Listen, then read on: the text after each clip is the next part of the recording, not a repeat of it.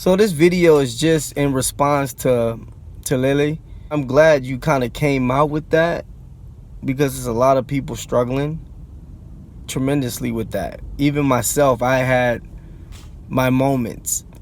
Like coming up, I think in elementary, starting with some anxiety led to like me not being able to go to school. And when I say me not going to school, like I was going to school, but I couldn't venture off too far from my house because I felt like something was gonna happen. And that's when I realized, I may have a situation. And I remember going from that to touching things numerous of times.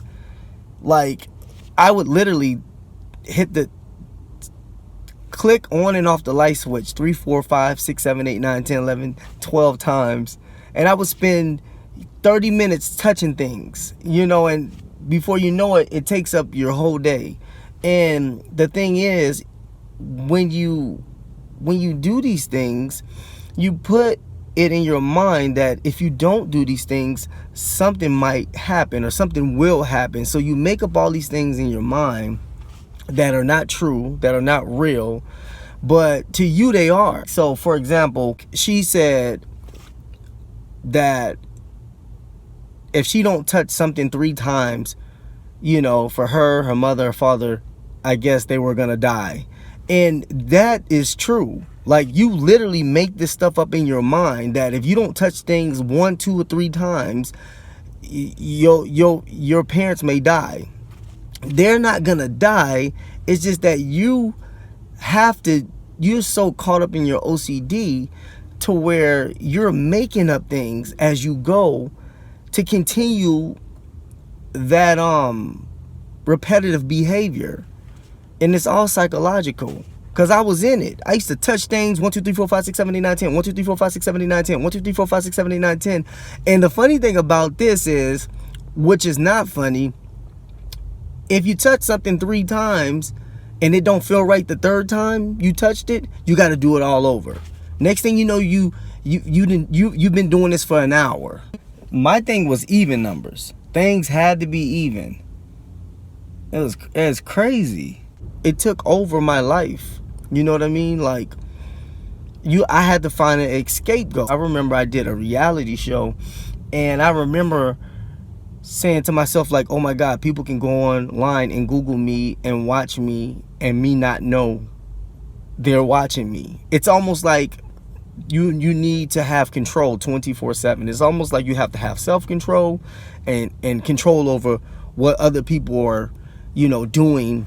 If it's involving you, creating situations in your mind, saying that this is gonna happen, so that you can continue your repetitive behavior. But at the same time, it's a perfection thing because it's not feeling right. So that's why you continue to do it over and over again. It's a scary thing. I remember like going to the restroom at school and feeling like I needed to run home and be in my house, like I needed to get to safety. I had to tell myself, I'm not doing this anymore. I quit. I had to really scream it out. I had to scream it out of my body that I am not going to be a victim of this anymore. And, I found being active, having a lot of activity going on, that helps. And then I finally got over that, and still sometimes it tries to creep up. It's not bad as Lele's, but I would say I had my fair share. And it comes to a point where you put all your faith in what you're doing and what you're touching. That's why when I heard her speak about it, I had to like reply to it. And it's just real. Anybody out there struggling with panic attacks, OCD, stress, depression, get some help. Don't let it get the best of you before it get the best of you. Some people can't take it, and some people commit suicide or wind up doing something to yourself that could have been prevented. All right, thank you guys. God bless.